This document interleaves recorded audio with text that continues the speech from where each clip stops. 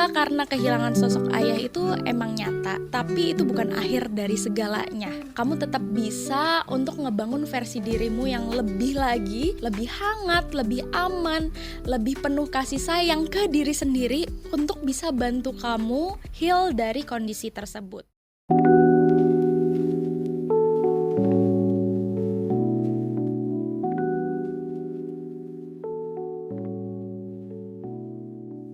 Hai teman KBR, welcome back di podcast Disco bersama aku Mahari selaku psikolog klinis dan juga host. Episode kali ini kita dedikasikan khusus untuk teman-teman yang fatherless atau yang tumbuh tanpa ada kehadiran secara fisik maupun secara emosional dari ayahnya. Nah, buat teman-teman yang selama ini relate dengan yang barusan aku sebutkan, ternyata teman-teman gak sendiri. Berdasarkan data UNICEF tahun 2021, ada 20,9% anak-anak di Indonesia yang tumbuh tanpa kehadiran ataupun peran dari ayahnya, baik karena perceraian, kematian, maupun ayah yang bekerja secara jarak jauh. Nah, membahas ini, Podcast Disco sudah menghadirkan Irish Amalia. Hai Kak Irish. Halo Mahari. Kak Irish ini adalah founder dari Improve dan juga co-founder dari komunitas Satu Meja Makan, sebuah support group untuk teman-teman dengan keluarga disfungsional. Wow, luar biasa banget Irish. Boleh diceritakan sedikit nggak? Mungkin background kamu sebagai psikolog klinis juga ya,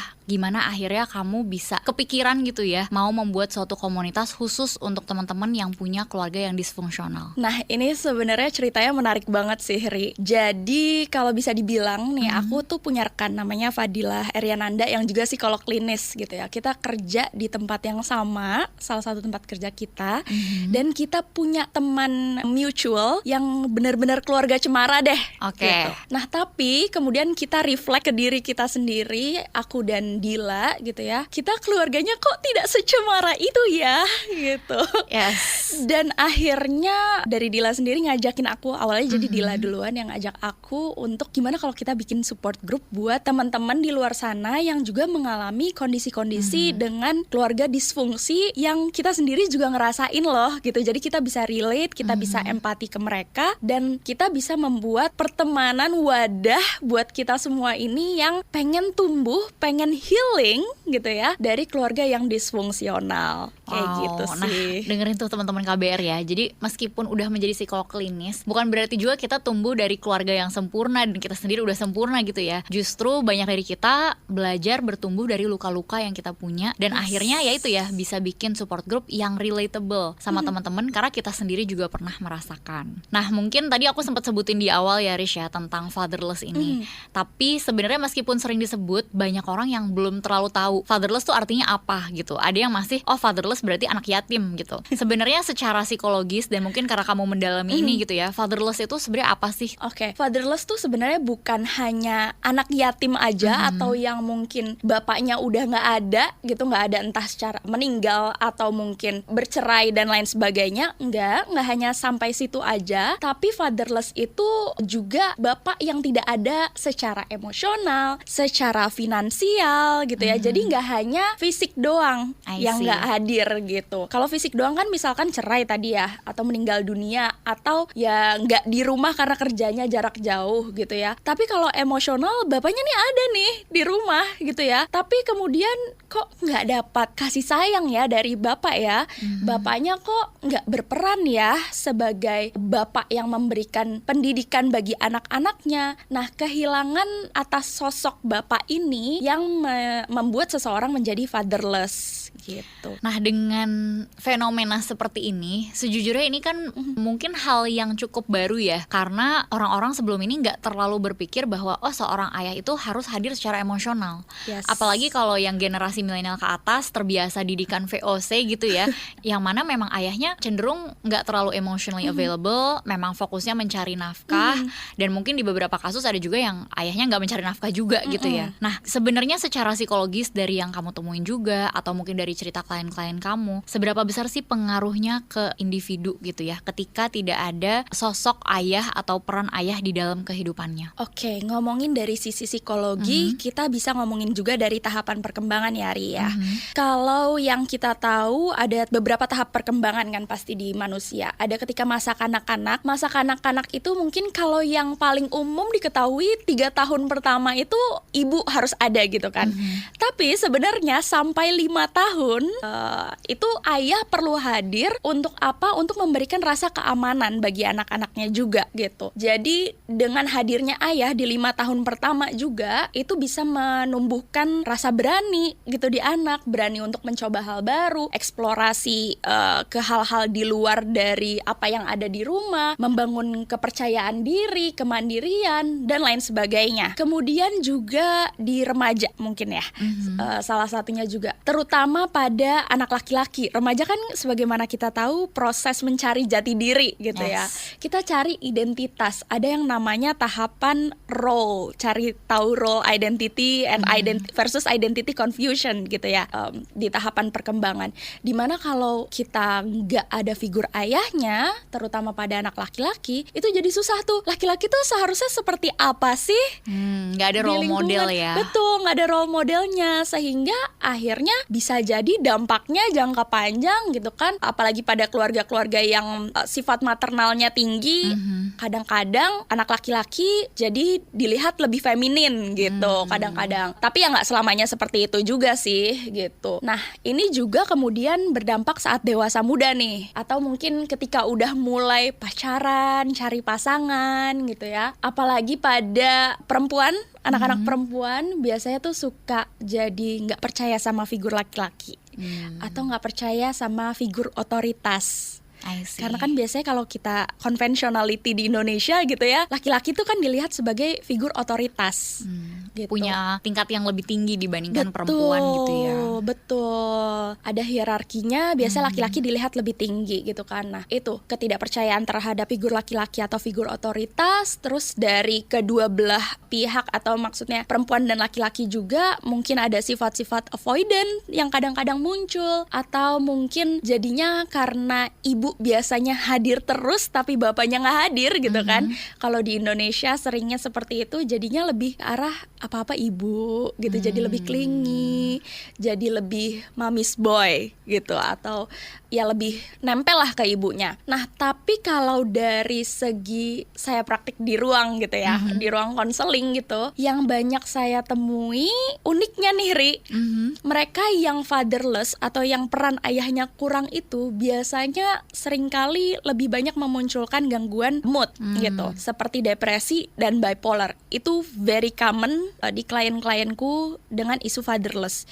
Itu sih mungkin yang mau aku titik beratkan di sini gitu. Mungkin nggak selamanya ya itu akan terjadi, tapi pada anak-anak atau remaja atau dewasa kemudian yang kesulitan untuk meregulasi akhirnya gitu ya, karena isu-isu tadi semuanya nggak bisa mandiri, percayaan diri rendah, otomatis depresi. Ya, I see. Jadi ya kalau disambungin sama yang kamu bilang ya, dari kita lahir dan tumbuh kembang nggak dalam perasaan aman, juga tentunya punya kesulitan untuk meregulasi emosi, dan akhirnya ketika tumbuh besar nggak ada role model juga nih yang baik ya, itu seperti apa. Jadi kemungkinan untuk mungkin mengalami beberapa gangguan jadi lebih tinggi. Mungkin aku mau sedikit menambahkan dari perspektif, kadang kan suka ada yang ngomongin tentang perempuan yang punya daddy issues ya. Yes. Karena ketidakhadirannya ayah di masa kecilnya. Salah satu hal yang dulu menarik banget pas belajar psikologi yang aku temukan itu adalah ternyata pengaruh dari kehadiran ayah atau kedekatan ayah dengan anak perempuan itu bukan cuma secara psikologis tapi secara biologis pun bisa dilihat. Jadi ternyata anak-anak perempuan yang lebih dekat sama ayahnya itu cenderung menstruasi pertamanya akan lebih lama dibandingkan perempuan yang nggak deket sama ayahnya. Jadi semakin nggak deket semakin cepat menstruasinya. Ini rata-rata ya, bukan untuk setiap kasus. Cuman pas aku tahu itu, wow, berarti secara fisik kita aja bisa ngerasain loh ada kehadiran ayah kita atau enggak. Dan tentunya itu kan juga mempengaruhi ketika masuk ke relasi romantis ya. Selain di hal biologis, secara psikologis, kalau kita punya role model ayah yang baik, maka kita juga akan punya standar yang cukup tinggi nih. Yes. Tentang laki-laki seperti apa yang akan kita terima di dalam kehidupan kita, dan treatment apa yang boleh dilakukan, yang mana yang nggak boleh dilakukan. Boundariesnya ya. Yes, punya role model hubungan yang baik juga jadinya. Tapi ketika ayah itu tidak ada, ataupun ada tapi relasinya nggak baik sama ibunya, kecenderungannya kan kita akan mengikuti apa yang familiar buat kita ya. Betul. Jadi menurutku itu bahasan yang menarik banget kalau ngomongin tentang kehadiran atau ketidakhadiran ayah terhadap anak. So kalau di sini ada teman-teman KBR yang laki-laki, please nanti kalau punya anak jadilah ayah yang hadir ya. Iya. Dan kalau misalnya dari kasus-kasusnya Irish juga, yang Irish lihat dampak yang paling besarnya ke klien-klien itu seperti apa sih di dewasanya mereka, di momen mereka udah dewasa? Attachment issue-nya sih ya, yang paling kentara banget tuh. Sebenarnya kan gini, ketika ada ataupun tidak ada gangguan gitu ya, kita melihat relasi. Kita kan ngomongin relasi, bagaimana anak punya relasi dengan orang tuanya, terutama di sini highlightnya ke bapak gitu. Ketika balik lagi nih, ada beberapa perspektif ya pastinya ya. Anak perempuan tadi dirimu sudah sebut, salah satunya biologis ya, gitu ya. Secara biologis later gitu ya, untuk menstruasinya lebih lambat mulainya. Tapi kemudian juga kita tahu sendiri bahwa notabene anak perempuan tuh lebih dekat sama bapaknya, gitu kan, daripada sama ibunya. Kalau kita ngomongin ada rivalry ya, antara anak perempuan dengan agak ibu. Psikoanalisis ya. Agak psikoanalisis gitu. Dan akhirnya tadi daddy issue itu kan bagian dari sebenarnya nantinya ke attachment juga. Akhirnya ketika kalau anak perempuan nih kadang-kadang tuh munculnya ke BPD gitu. Ini kalau kita ngomongin gangguan. Tapi kalaupun nggak sampai ke gangguan, spektrumnya biasanya adalah pengen terus deket sama laki-laki, mencari perhatian dari sosok laki-laki gitu ya. Jadi entah mencari cinta semu, yaitu hanya HTS atau mungkin seks saja gitu ya, atau mungkin ya benar-benar sampai ke posesif gitu ketika berhubungan sama orang lain gitu. Dan kalau umpamanya dari ini ngomongin pribadi ya, maksudnya pengalaman di ruang konsultasi gitu ya. Kalau klien-klien laki-laki, kalau tadi klien-klien perempuan ya, kalau klien-klien laki-laki jatuhnya ada semacam avoidant terhadap role atau tanggung jawab yang biasanya ditaruh di laki-laki kalau di norma yang kita punya conventionality ini, yaitu bekerja, menafkahi dan lain sebagainya. Jadi karena dulu dia nggak mendapatkan, dia jadi menolak untuk mendapatkan peran itu juga. Entah itu atau dia nggak punya contohnya. Tadi balik lagi nggak dicontohin bahwa laki-laki tuh harus seperti itu gitu. Yang akhirnya ya di relationships akhirnya ya ketika ada tuntutan tanggung jawab lari. Yes. Gitu. Jadi nggak hanya secara finansial atau secara beban tanggung jawab role laki-laki dan perempuan, tapi ketika ada konflik lari. Gitu. Dan mungkin juga karena mencontoh ya, melihat bahwa dulu ayahnya juga kalau ada konflik lari gitu kan, nggak hadir, nggak berada di lingkungan keluarga itu. Oke. Oh, dan uniknya lagi satu lagi aku temui di klienku juga, ketika anak laki-laki nih bapaknya nggak hadir, itu nggak biasanya juga sih, tapi lebih ke ada beberapa klienku yang akhirnya nyari laki-laki juga. Gitu. Jadi akhirnya identitas gendernya shifting dan ketertarikan seksualnya ke sesama jenis.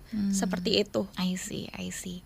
Dan kalau dari pengalaman Irish ya, biasanya apa yang dibutuhkan oleh teman-teman fatherless? Karena mungkin sulit ya untuk mengubah ayah kita atau menghadirkan ayah kita yang udah nggak ada gitu. Jadi yang sebenarnya dibutuhkan untuk dilakukan tuh apa untuk bisa heal themselves?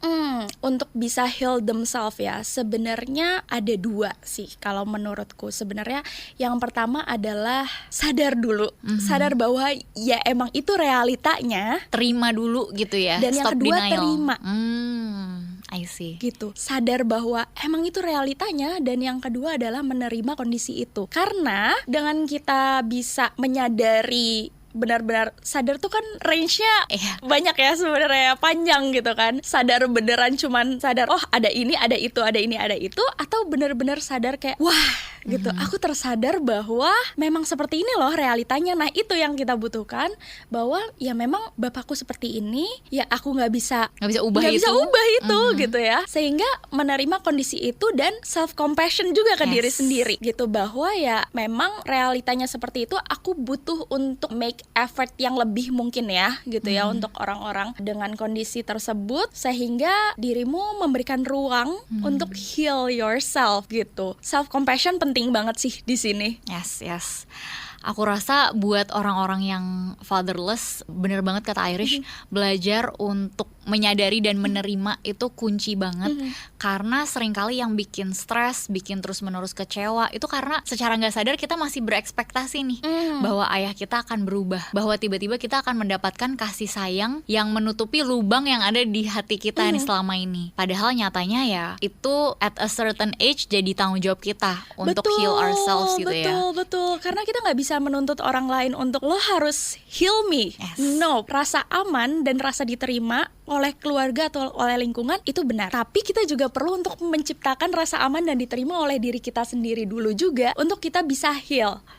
Karena kalau kita nuntut orang lain terus ya gimana caranya gitu kan. Bener. Lingkungannya akan tetap seperti itu, kita realitanya seperti itu gitu. Dan aku rasa ketika kita menyadari dan betul-betul menerima, oke, ternyata lingkungan selama ini kurang sehat, punya keluarga disfungsional, ya inilah waktunya untuk kita keluar dari bubble kita itu, melihat dunia yang lebih luas, mencari role model yang lebih sehat. Betul. Ya mungkin itu rasanya akan nyesek di awal ya. Betul. Aduh kok bisa ada keluarga kayak gini tapi aku nggak ngedapetin itu. Dan menurutku salah satu faktor penting di situ adalah mempelajari juga riwayat keluarga kita. Karena kemungkinan besar ayah kita seperti itu karena dulu kakek kita juga seperti itu. Ya. Jadi kita domino. menyadari bahwa ini tuh bukan karena ayah saya tuh jahat, tapi karena ayah saya tuh nggak tahu, nggak sadar, nggak paham bahwa apa yang dia lakukan akan menyakiti saya sebegininya. Aku rasa itu penting banget ya buat healing ini. Dan mungkin aku pengen lanjut lagi ngebahas tentang komunitas kamu, komunitas Satu Meja. Selama ini apa aja sih yang dilakukan oleh komunitas Satu Meja dalam memberi dukungan ke kelompok fatherless atau tadi keluarga yang disfungsional ya, teman-teman yang punya keluarga yang disfungsional? Oke, jadi di komunitas Satu Meja Makan itu sebenarnya kan utamanya adalah support group gitu ya. Untuk saat ini kita sudah melaksanakan 1 kali sesi support group yang mana terdiri dari 2 sesi gitu. Jadi kita, 1 kelompok tapi 2 sesi gitu ya? Betul. Jadi kami itu, aku dan Dila itu pengennya anggota tuh belajar, bisa belajar. Jadi nggak hanya support group yang kita cerita aja, heal dari cerita aja, tapi kita juga pengen, nih kita kasih exercise buat kita semua bisa merefleksikan ini, kita semua bisa sama-sama take pembelajaran dari satu sama lain gitu. Jadi sesi pertama biasanya kita kayak support group yang pada umumnya bercerita gitu, tapi di sesi kedua kita udah ada hasil refleksinya seperti apa dari hal-hal yang mungkin sudah kita diskusikan sebelumnya gitu ya. Terus habis itu kita juga berikan kayak monthly kayak leaflet bulanan gitu untuk entah sekedar quotes atau mungkin juga kayak self-help guidebook gitu. Nah itu kita juga pengen agar semuanya gitu ya bisa belajar tidak hanya dari sesinya aja, tapi juga belajar terus-menerus sepanjang waktu gitu. Jadi di dalam grup sendiri mereka juga bisa open untuk discussion gitu satu sama lain gitu. Dan kebetulan kan komunitas Satu Meja Makan ini sebenarnya tidak hanya untuk fatherless aja gitu ya, tapi secara umum keluarga disfungsional. Dan salah satunya memang fatherless gitu. Sekarang tuh kita ada 3 grup Mahari. Yang pertama fatherless, yang kedua itu kita ada sandwich generation, dan yang ketiga sebentar aku ingat-ingat, aku agak lupa.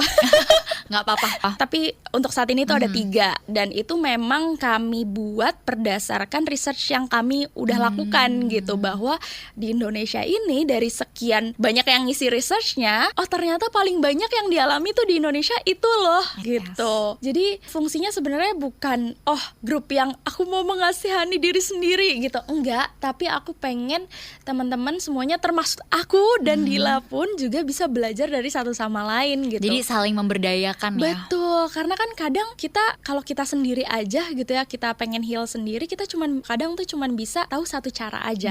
Tapi sedangkan ternyata ada berbagai cara loh, dan kita bisa punya fleksibilitas psikologis loh untuk kita menghadapi suatu situasi gitu. Yes. Dan sejauh ini gimana respons para anggotanya yang ikut? Positif banget sih. Untuk saat ini positif banget, dan memang membicarakan luka itu nggak gampang ya sebenarnya ya. Tapi memang dengan membicarakan luka, dengan berani untuk membicarakan, setidaknya udah ada efek terapeutik yang didapatkan gitu ya, yang membuat paling enggak aku nggak sendirian loh gitu. Aku punya temen loh di sini, aku punya ruang loh di sini untuk bisa setidaknya bercerita, setidaknya mendapatkan insight tambahan dari rekan-rekan yang lain, setidaknya mendapatkan dukungan positif dari satu sama lain gitu. Dan alhamdulillahnya sampai sekarang nggak ada sih tuh yang ribut-ribut gitu ya, karena kan kadang ada aja ya yang nggak relate terus malah jadi ribut gitu. Betul. Jadi kalau ada teman-teman KBR yang saat mendengarkan ini ngerasa relate gitu ya, sebagai orang yang merasakan menjadi fatherless ataupun punya keluarga yang disfungsional dan selama ini dipendem sendiri aja, mungkin ini juga ajakan untuk ya boleh nih gabung di komunitasnya Irish, di komunitas satu meja makan, dan coba memberanikan diri untuk sharing juga terkait apa yang dialami. Karena sekedar ngomongin apa yang pernah kita alamin itu powerful banget ya, membuat kita tanpa kita sadari ya, dengan kita omongin itu kan kita menerima bahwa kondisi kita memang seperti itu, dan kita juga jadinya berani untuk terbuka ke orang lain. Dan ketika kita berani terbuka, berani rentan, orang lain juga berani terbuka dan berani rentan, dan kita ngerasa connected satu sama lain. Itu menurutku powerful banget ya dalam healing, apalagi kalau kita selama ini merasa sendiri. Yes. Dan di komunitas ini kan bukan cuman ketemu, bukan cuma saling mendukung, tapi tadi ada juga self-help guidebook-nya ya. Ini yang dimaksud leaflet tadi kah atau beda? Beda. Jadi leaflet tuh itu kayak bulanan aja ada, tapi self-help guidebook itu biasanya diberikan setelah sesi. Gitu, setelah sesi support grupnya. Nah, jadi kayak ada mini booklet gitu, gitu ya, booklet yang isinya itu ada beberapa cara yang bisa dilakukan untuk menghadapi situasi-situasi tertentu gitu. Misalkan kita ngomongin fatherless ya sekarang ya. Biasanya kita pasti akan ada backgroundnya dulu dong, fatherless seperti apa, terus kemudian juga gimana cara menghadapinya. Nah, ini kan banyak banget ya. Ada yang dengan cara menulis surat kepada ayah. Ini biasanya pakai teknik mindfulness gitu ya, menulis surat tapi nggak dikirimkan gitu ya. Terus eksplorasi perasaan, kan kadang nggak tahu ya perasaannya tuh seperti apa sih yang kita rasakan kepada ayah atau figur lainnya gitu kan. Lalu apakah ada pola-pola hubungan selama ini yang kita punya dengan ayah kita ataupun orang lain yang berulang tapi maladaptif. Nah, ini kita ngomongin skema nih, teorinya yang bisa masuk ke skema teori. Lalu kemudian mungkin melatih diri gimana sih caranya bisa menerima diri sendiri dan kemudian menetapkan batasan, boundaries yang sehat dengan orang lain di dalam relasi yang kita punya gitu. Wow, jadi banyak ya yang didapetin. Jadi aku rasa kalau masih ragu, coba dicek deh di Instagramnya ya. Instagramnya apa namanya? Satu Meja Makan. Satu Meja Makan. Dan di situ dicari-cari karena dari penjelasan Irish sih kayaknya lengkap banget. Sehingga teman-teman bisa coba bergabung, bisa coba ikutan dan ngerasa bahwa oke, aku nggak sendiri dalam situasi fatherless ini. Aku punya teman-teman dan bisa bangkit bareng-bareng. Nah, ada beberapa teman-teman KBR yang mungkin dengerin ini tapi mereka sendiri bukan bagian dari fatherless, tapi mereka punya temen yang fatherless. Nah, mereka pengen bantu support gitu ya. Gimana sih caranya yang terbaik, Rish? Support ke sesama teman gitu ya. Sebenarnya yang dibutuhkan itu kan kehadiran ya, dan rasa aman yang paling dibutuhkan. Karena itu yang hilang dulu ya. Betul. Jadi lebih ke arah situ sih, bahwa ketika mereka bercerita gitu ya, mereka yang membutuhkan wadah ini untuk bercerita gitu ya, didengarkan, active listening gitu ya, mendengarkan tanpa judgment, mendengarkan tanpa adanya tanggapan-tanggapan yang mungkin entah dijadikan humor, entah dijadikan ledekan atau apapun gitu ya, benar-benar didengarkan dan tanya kalau bisa, butuhnya apa sih sebenarnya. Kamu cuma butuh didengarkan, kamu butuh saran, kamu butuh wadah atau tempat aman untuk ngapain, kamu butuh support untuk melakukan sesuatu, karena seringkali isunya adalah jadi nggak berani untuk melakukan sesuatu gitu kan. Jadi butuh cerita terus untuk dapat validasi bahwa you can do it loh sebenarnya. Kayak gitu sih. Jadi lebih ke berikan rasa aman bagi mereka agar mereka bisa thriving akhirnya. Yes. Jadi nggak perlu kita harus memahami apa yang mereka rasakan, tapi sesederhana mendengarkan dan menerima gitu ya, bukannya disanggal. Tapi kan bokap lo kayak gini, tapi kan masih ada, tapi kan ini, tapi kan itu ya, tapi justru diterima aja. Oh ternyata kamu ngerasain itu ya, gitu ya. Kita cukup validasi. Aduh, jangan sampai ya. Ini terakhir banget buat Irish. Kira-kira pesan atau ada mungkin support message yang mau disampaikan untuk teman-teman yang fatherless? Oke, pertama-tama kamu gak sendirian. Ingat bahwa kesendirian itu datang dari perasaan gak nyaman dengan diri sendiri sebenarnya. Luka karena kehilangan sosok ayah itu emang nyata, tapi itu bukan akhir dari segalanya. Kamu tetap bisa untuk ngebangun versi dirimu yang lebih lagi, lebih hangat, lebih aman, lebih penuh kasih sayang ke diri sendiri untuk bisa bantu kamu heal dari kondisi tersebut. Nah, ingat bahwa kedewasaan itu bukan sekedar nggak terluka atau nggak ngerasain sakit, tapi kedewasaan itu adalah dari adanya self-compassion, di mana kamu bisa berkembang tapi tetap lembut ke diri sendiri, tetap menerima diri, dan kamu berhak untuk punya hubungan yang sehat dimanapun kamu berada. Yes, luar biasa. Thank you banget Irish udah sharing. Teman-teman kalau mau tahu lebih lanjut lagi tentang Irish, mau counseling sama Irish, bisa di-improve dan bisa juga nanti gabung di komunitas Satu Meja Makan ya. Thank you teman-teman KBR. Sampai di sini dulu podcast Disco kali ini. Semoga episode hari ini membantu teman-teman memahami situasi fatherless dengan lebih baik, tahu juga harus melakukan apa. Aku Mahari pamit undur diri dulu. Thank you teman-teman. Bye-bye.